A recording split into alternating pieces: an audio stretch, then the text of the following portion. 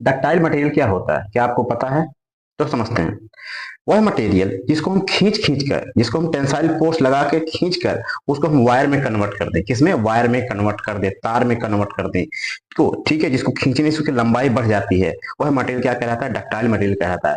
Example के लिए आप समझ सकते हैं कि स्टील, गोल्ड, एल्युमिनियम और कॉपर, ये सारे मटेरियल क्या है? डक्टाइल मटेरियल हैं, जिनसे हम क्या कर सकते हैं? खींच के वायर कन्वर्ट कर सकते हैं। ठीक है, थोड़ी सी अलग भाषा में समझ सकते हैं, वह मटेरियल जिसमें कार्बन की मात्रा कम होती है वो भी डक्टाइल मटेरियल कहलाता है। उसको खींचने से क्या होती है? उसकी लंबाई बढ़ती है।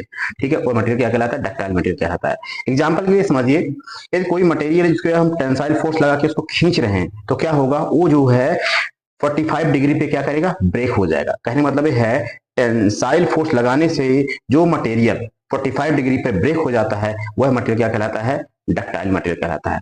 और वही मटेरियल यदि हम कंप्रेशन फोर्स लगा रहे हैं, कंप्रेसिव फोर्स लगा रहे हैं